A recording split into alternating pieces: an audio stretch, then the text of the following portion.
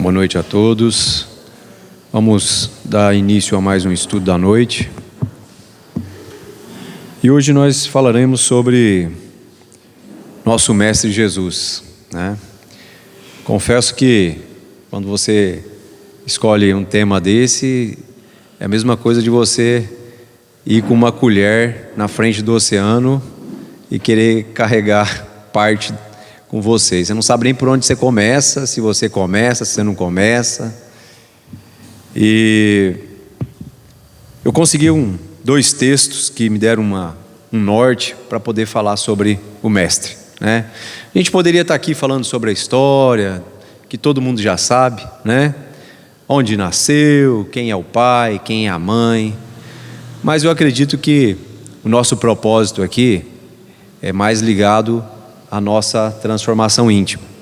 É conseguir tirar, né, da letra o espírito, a essência, né, do ensino.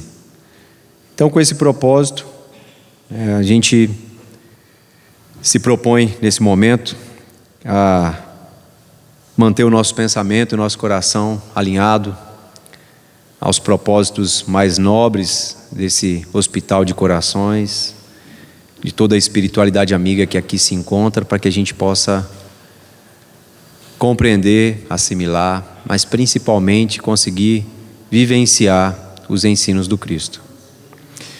Esse primeiro texto, ele é do livro Coragem, e o capítulo chama Jesus e o Mundo, psicografado pelo Chico, né, Francisco Cândido Xavier, do Espírito Emmanuel.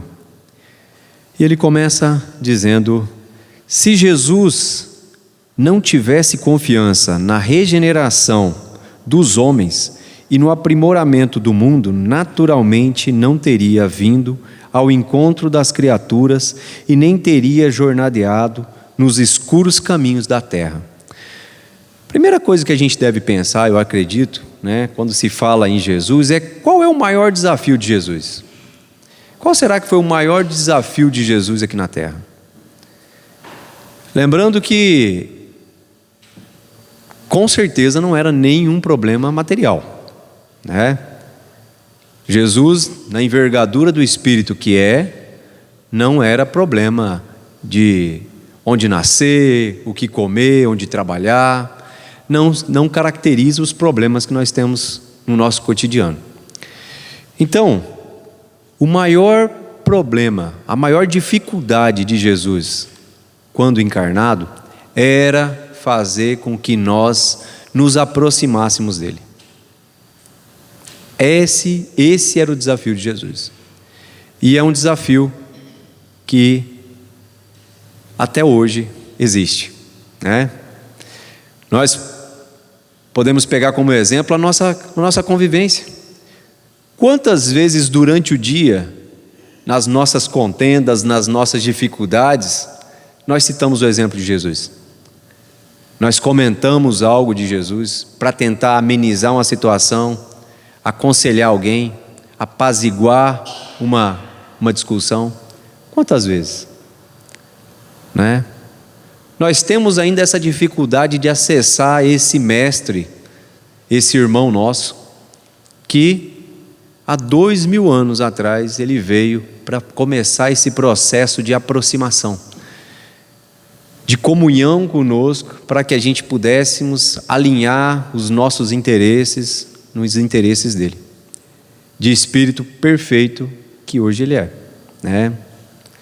Então, o maior desafio de Jesus até hoje é criar essa relação nossa com ele. Seja através dos nossos atos, seja através da nossa postura, da nossa vivência. Porque eu sempre digo, até estava acabando de falar para o Rui, vir aqui falar de Jesus é muito fácil, né? Você tira meia horinha no seu dia, lê um texto, vem aqui e você fala, né? Não só de Jesus, a gente fala sobre qualquer assunto. O difícil é você estudar uma lição e buscar vivenciar ela no seu dia a dia.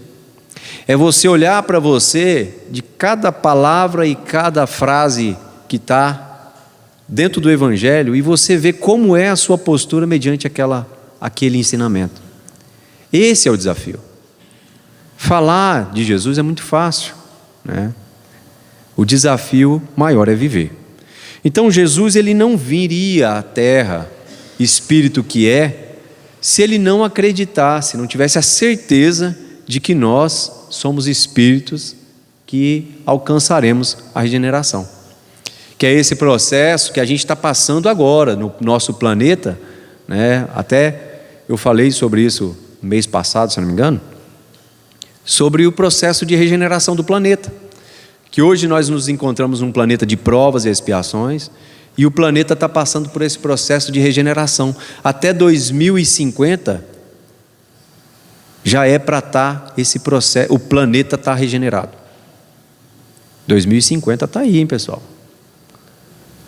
A maioria de nós vamos estar lá, né? Se Deus quiser.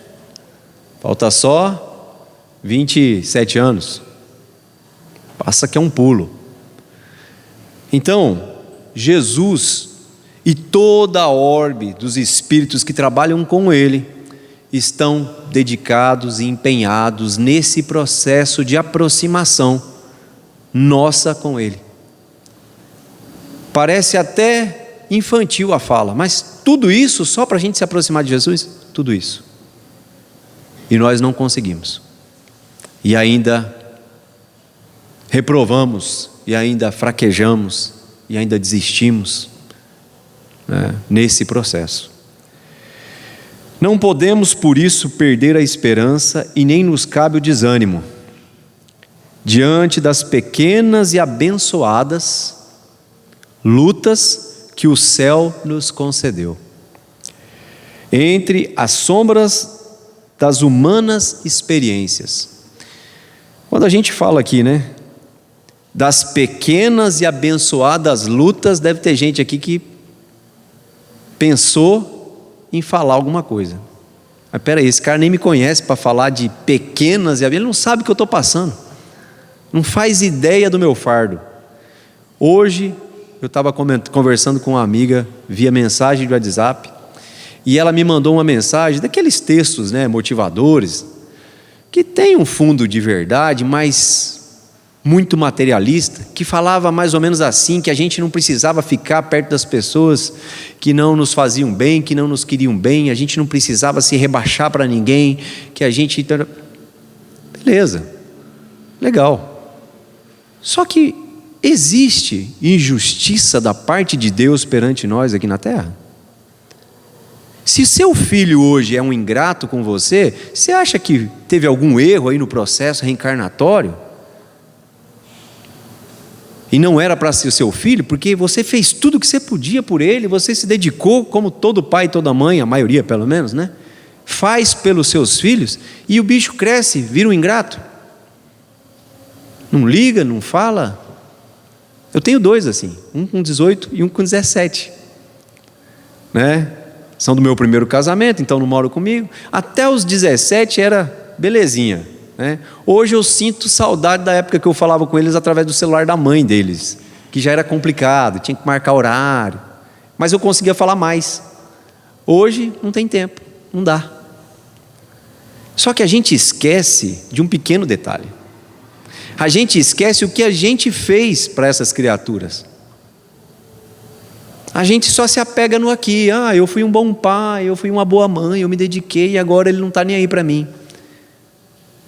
A gente esquece que a amorosidade e a justiça de Deus é algo que nos constrange, ao ponto de pegar o seu criminoso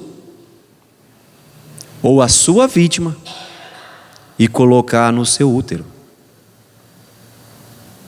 A gente esquece desse pequeno detalhe, que faz toda a diferença. Porque se nós somos espíritas, acreditamos em reencarnação, nós não estamos reencarnados numa família onde todos os nossos entes familiares são o quê?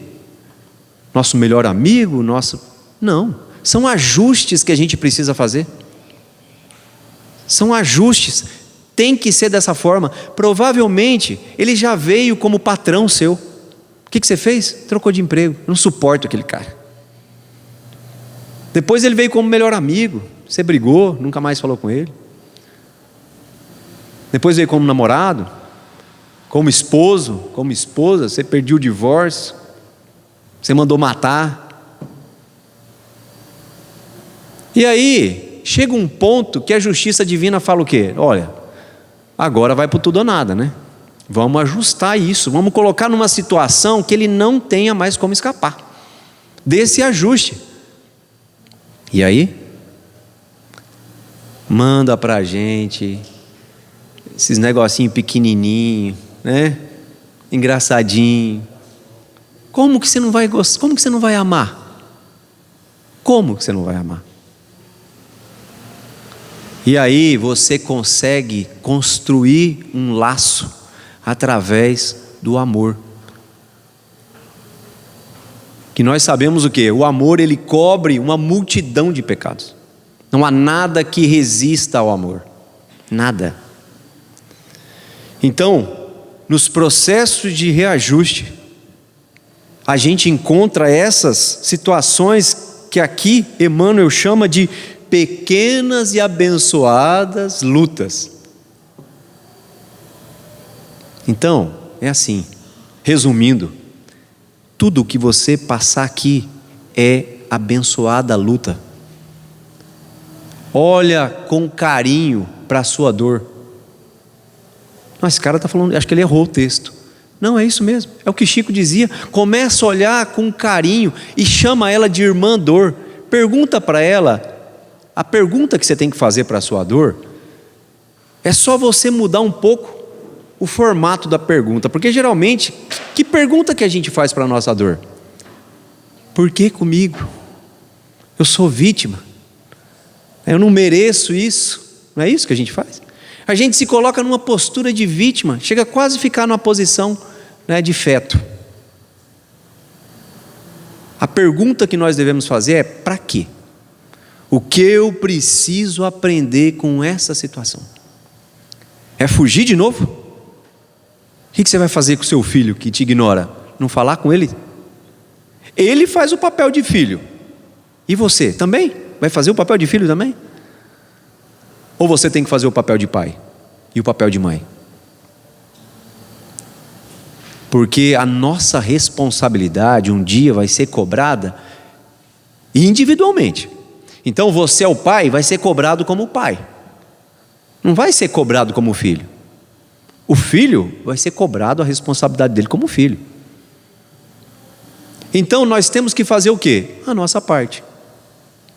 Faça a sua parte da melhor forma possível, né? Então Chico sempre dizia e falava: Armandor, começa a olhar para a sua dor como uma ferramenta. Você pode pegar o melhor pintor que existe hoje na atualidade, tira o pincel dele, tira a tinta dele, vê o que ele faz com um quadro branco.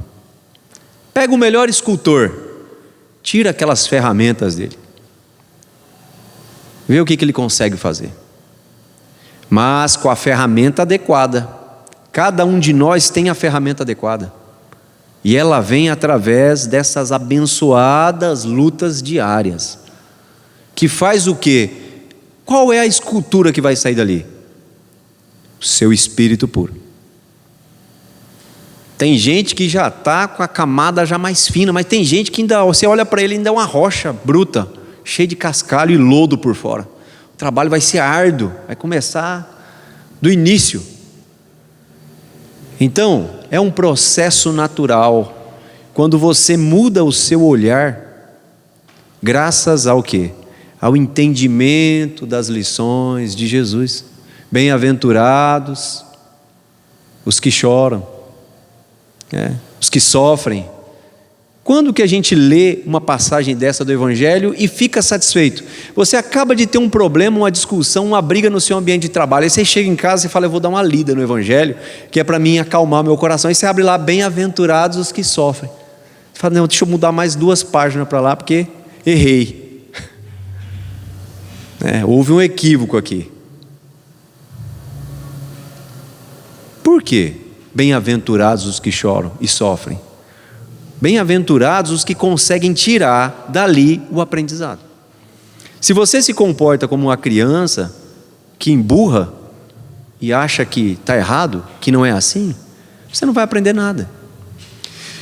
E é como a mensagem que eu tinha comentado anteriormente, de você fugir das pessoas. Então você começa a fugir do patrão, você foge dos amigos, foge do pai, foge da namorada, do amigo. Na hora que você vê, você está isolado numa ilha sozinho, parecendo um jacaré, né? Aí você fala, nossa, eu evoluí tanto, você acredita? Eu fico lá sozinho na minha ilha, eu não fico irritado. Quer dizer, às vezes, porque às vezes o sol está muito quente, eu fico meio irritado, né? E às vezes também chove muito, eu fico um pouco irritado. Mas você fala, eu não brigo com ninguém, eu não me estresso. Claro que não, né? Você está sem nenhuma ferramenta lá, é a mesma coisa de você largar um pintor sem tinta e pincel. Não vai sair nada dali mesmo. A hora que você tirar dali, vai estar do mesmo jeito. É o mesmo crocodilo, é a mesma rocha bruta, não trabalhou em nada. O Haroldo Dutra Dias, que é um palestrante espírita, ele conta que o avô dele era muito teimoso. Acho que não é o caso de nenhum de nós aqui, mas ele era muito teimoso mesmo. Ao ponto de um dia ele foi visitar uma chácara de um amigo e tinha uma laranja lá de enxerto, que era uma mistura, né? Não sei se vocês conhecem o que é a laranja de enxerto, mas é você juntar dois caules, dois troncos de espécies diferentes e cria uma terceira laranja, né? Mas tem uma que é a dominante. E esse enxerto que ele tinha pego, tinha dado uma laranja muito boa, mas o dominante era um limão. Ele pegou a semente da laranja e plantou. Nasceu o quê? Limão, na chácara dele. E a avó dele contava que ele pegava, sentava embaixo do pé de limão, pegava essas laranjas, cascava e chupava. E a mulher dele falava, Isidro, o nome dele era Isidro Pedra. Qualquer semelhança qualquer semelhança, né, é mera coincidência. Sentava embaixo do pé de laranja e chupava os limão. E a mulher dele gritava, Isidro, para de ficar chupando esses limão, Isidro. Que limão que nada, isso é laranja, fui eu que plantei. Tem gente que é assim, hoje encarnado. Não, eu estou certo. A hora que ele vier aqui e pedir perdão para mim, e se humilhar, então, a gente volta a reatar isso. Senão só na próxima encarnação. Só que o problema é que essas desavenças, ela causa o quê? Um desarranjo vibratório no seu espírito. Eu vou citar um outro exemplo aqui, mas também vai ser vago, mas vocês imaginam só, porque ninguém aqui deve ter inimigo, né? Mas imaginem que vocês tivessem um inimigo, uma pessoa que vocês não gostam. Mas sabe aquela pessoa assim que tem a que você não gosta e tem aquela que você não gosta mesmo, e tem aquela que a hora que você pensa a barriga já dá um revertério. Essa. Quando você lembra da imagem dessa pessoa, o que você sente? O que vem à sua cabeça? O problema, meus irmãos, é que quando a gente tem essas desavenças e causa repetidas vezes essas sensações que são conhecidas como mágoa, rancor, ressentimento. Porque quando você lembra de uma pessoa que você não gosta, que te causou algum mal, quando você lembra dela, você lembra de toda a história, do porquê que você não gosta dela. E aí, você sente tudo de novo. Por isso da palavra ressentimento. Quando você lembra, você sente de novo. E você sente tudo. Você sente angústia, você vai contar aquilo para alguém. Quando a gente discute com alguém, a gente vai contar para outra pessoa. O que a gente faz? A gente muda a entonação da voz, a gente gesticula, a gente sente tudo de novo. Isso quando você não termina a discussão e você sai discutindo mentalmente. Eu devia ter falado isso também. Aí provavelmente ali ia falar assim, assado. Aí eu ia falar isso. E aí você fica feito um doido, né? Discutindo mentalmente. O problema é que isso causa um desequilíbrio na sua estrutura biológica. E cada um de nós aqui, devido à nossa herança reencarnatória, a nossa forma para a nossa reencarnação, que é o nosso perispírito, tem as suas fragilidades. É uma forma usada já. Então, um irmão nosso, que tinha muito problema às vezes com bebida na vida passada, na vida retrasada, comprometeu o que na forma dele? Sistema gastro, fígado, às vezes a garganta. E hoje ele vem com o quê? Com essas regiões mais fragilizadas. Porque quando ele vai reencarnar, você chega no processo reencarnatório, você fala assim, você vai reencarnar, cadê a forma? Cadê a sua forma? Ah, minha forma está aqui. Pô, mas assim? Desse estado? Pois é, né? Então, vai aí mesmo. Entendeu? E aí você chega aqui com a forma já meio debilitada, e aí você começa com esses ressentimentos, com essas mágoas. Aonde vai furar a forma? Aonde já tem uma fragilidade. Então uns é o quê? O resultado do ressentimento e da mágoa é o quê? É um câncer de estômago, garganta, intestino, baço. Hoje tem um oncologista, falei oncologista, não falei espírita, oncologista que diz que não há como você ter câncer sem ter mágoa. É mole? Mas como eu disse, como aqui acredito que ninguém tem esse problema, é um exemplo que a gente pode imaginar. Mas tem um outro palestrante, Alberto Almeida. Ele conta uma história de um estudo que ele fez, na área da psicologia, psiquiatria, junto com um médico oncologista e mais um outro, fazendo uma experiência justamente sobre isso. Descobrir pessoas que tinham câncer e investigar se a pessoa tinha algum problema. E ele relata 2 casos. Ele relata de um amigo que está tratando um câncer da garganta, e eles, em processo de entrevista, conversação, chega um momento que ele fala: meu amigo, então você não tem mágoa de ninguém? E ele fala: eu tenho, mas eu vou morrer com esse câncer e eu não vou perdoar. Nesse nível, tá? Para encurtar a história. E o outro tinha um problema de um câncer no pescoço. E é uma história longa, mas senão a gente não consegue nem terminar o texto. Mas resumindo a história, eles entram num processo, eles faziam vários tratamentos, inclusive de hipnose, e voltavam em vidas anteriores, de regressão, feito da maneira correta, com acompanhamento tudo certo. E ele se viu como um comandante de um navio em Portugal, uns 500 anos atrás, onde ele tem uma discussão com um filho, que ele nem sabia que era filho, que ele tinha tido uma relação com uma mulher do porto, tinha tido um filho, e ela falava para o filho, enquanto o filho crescia e o barco ancorava no porto, ela falava: aquele lá é seu pai, mas ele não te quis. Então o menino cresceu com aquela revolta, e depois de um tempo ele vai trabalhar no navio com o pai. E um dia, numa discussão numa praia, por causa de alguma situação, o menino já tinha 17, 18 anos, o menino, o rapaz, nessa discussão, ele esfaqueia o capitão. Aonde? No pescoço. E quando vem essa relação, e na regressão é revelado isso, ele volta da regressão e fala assim: ele é meu filho hoje. De novo voltou como filho. Para quê? Reajuste. Tem que reajustar. E aí ele fala o quê? Eu preciso me acertar com ele nessa vida. Então, meus irmãos, a gente tem que começar a mudar o nosso olhar para as nossas dores. Nós não somos vítimas. A postura de vítima aqui na Terra como encarnada, ela é uma postura de estacionamento. Toda vez que você se colocar na postura de vítima, você para de evoluir. Por quê? Porque você joga a responsabilidade para o outro.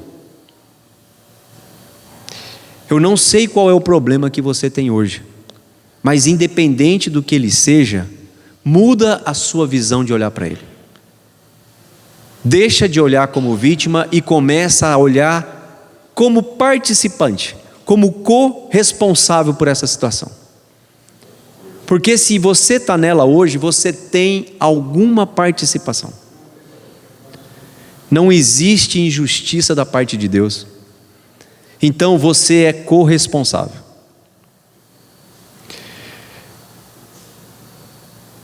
Na escola do mundo saíram diplomados em santificação espíritos sublimes, que hoje se constituem abençoados patronos da evolução terrena.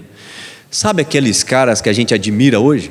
Santo Agostinho, Francisco de Assis, Bezerra de Menezes, Chico Xavier, Madre Teresa de Calcutá, Jesus, sabe esses? São os que mais passaram por dificuldades e problemas, tendo que dar o testemunho da sua fé quando encarnados. Por isso que ele fala aqui, que saíram diplomados, com diploma de santificação na mão, e hoje contribuem lá do plano espiritual na evolução terrestre. Sabe Bezerra de Menezes? Todo mundo aqui já ouviu falar de Bezerra de Menezes? O médico, né? Que tratava as pessoas carentes e tal. Vocês sabem quantos filhos dele morreu? 9. Eu falei 9. 9 filhos ele perdeu. Nós aqui não temos condição nem de ter 9 filhos hoje, que dirá perder. E o que ele fez? Se debruçou e colocou numa posição de vítima. Ah, não vou trabalhar mais, porque eu estou fazendo tanta coisa e Deus tirou 9 filhos meus. Foi essa a postura dele? O que ele fez? Continuou. Essa é a nossa missão aqui na terra. Independente do que aconteça, continue. Continue. Não nos falta condição espiritual, assistência e amparo para a gente continuar. Não falta.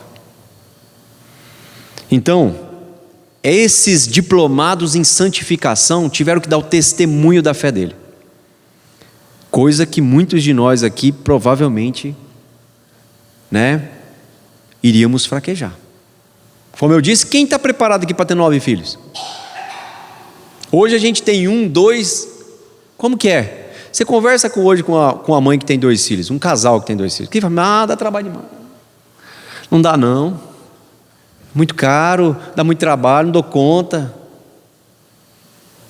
Você vê a mulher que tem 2, 3 filhos, ela já não consegue nem comer, porque não dá tempo, não consegue se cuidar, não consegue fazer nada. Por que você não? Por que você está? É porque eu tenho 3 filhos pequenos, acaba comigo. Quantos filhos antigamente as pessoas tinham? Agora você imagina o que é.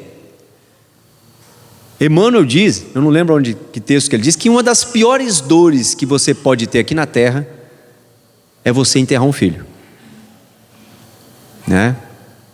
Só para a gente entender de que envergadura espiritual que nós estamos falando, quando a gente fala de Bezerra de Menezes, e os outros.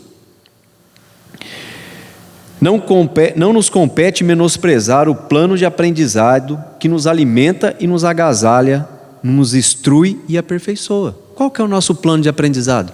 Quem que é o professor mesmo? Jesus.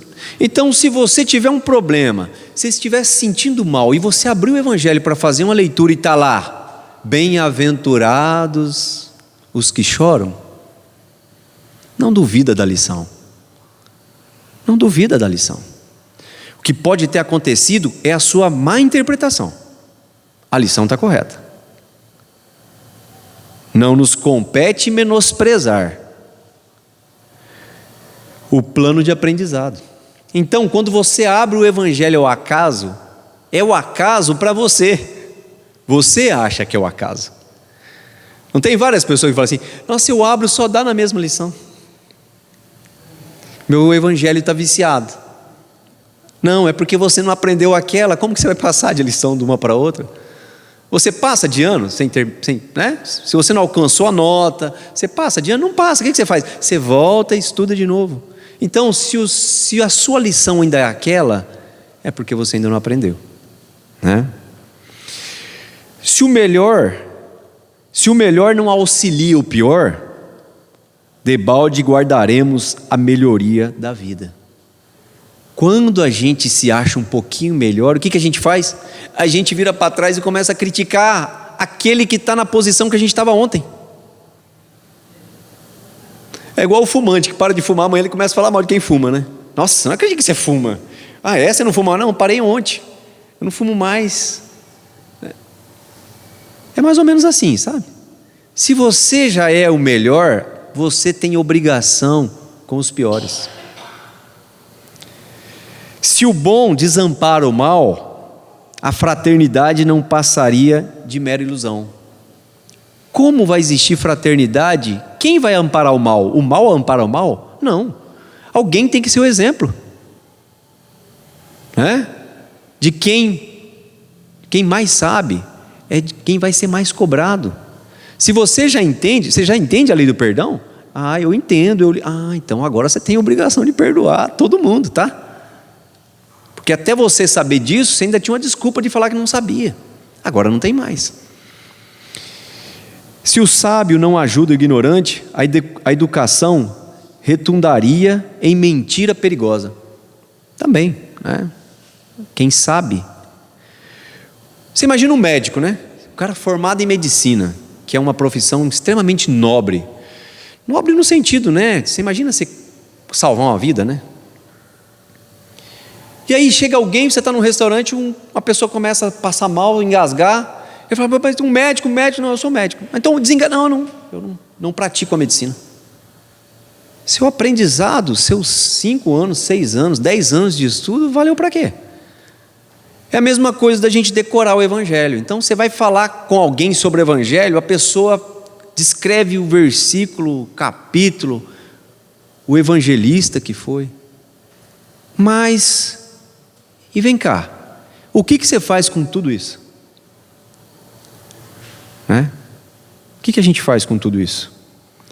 Se o humilde foge do orgulhoso, surgiria o amor por vocábulo inútil. O humilde é aquele que acolhe o orgulhoso, né? A gente não pode só ter orgulho de ser humilde, aí a gente está enrolado. Mas se o aprendiz da gentileza menoscaba o prisioneiro da impulsividade, o desequilíbrio comandaria a existência. A gente tem que buscar sempre o equilíbrio, né? Diante das nossas adversidades, que hoje a gente sabe que não é mais adversidades, né? Que são bênçãos, né? Lutas em forma de bênçãos que nós recebemos aqui.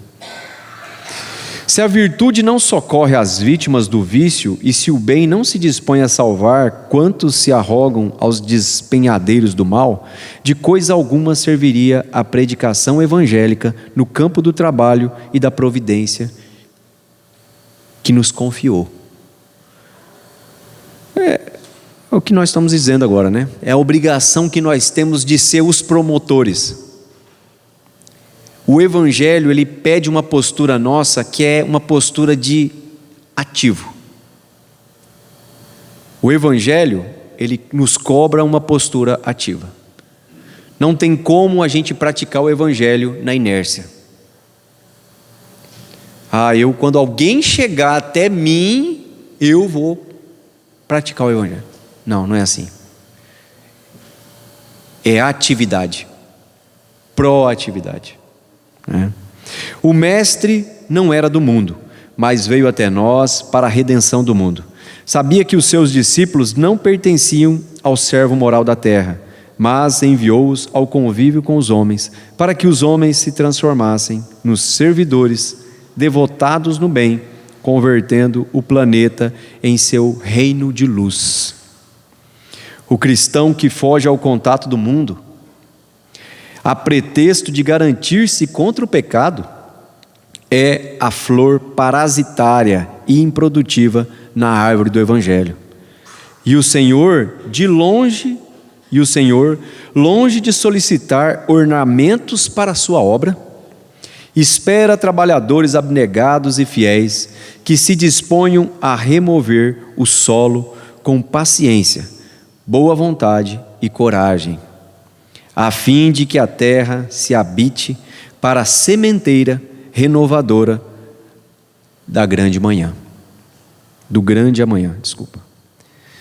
Meus irmãos, essa era a mensagem de hoje. Espero que tenha tocado os corações de vocês como tocou o meu, e que nós possamos a cada dia vivenciar os ensinos do Cristo na sua exemplificação, e a gente entender que como Jesus nos ensinou, como o Evangelho nos lembra sempre, a nossa postura na terra é de estudantes. Tudo o que nos acontece desde o nosso nascimento, desde a família em que nós nos encontramos, até o nosso túmulo, é um processo de aprendizado. Cabe a nós ignorar as lições, como a gente citou aqui vários exemplos, ou de cada fato tirar um aprendizado. E o dia que a gente retornar à pátria espiritual, a gente possa voltar numa condição melhor do que nós saímos de lá. Porque a maioria de nós, muitos de nós, saímos de lá com um avalista. Vocês sabem o que é avalista? A gente não tinha nem condição de vir. E aí, um espírito que nos ama muito, falou: não, pode ir que eu assino, eu garanto. Ele vai dar conta. E ele assinou uma promissória por nós, garantindo que nós vamos retornar melhor do que nós chegamos.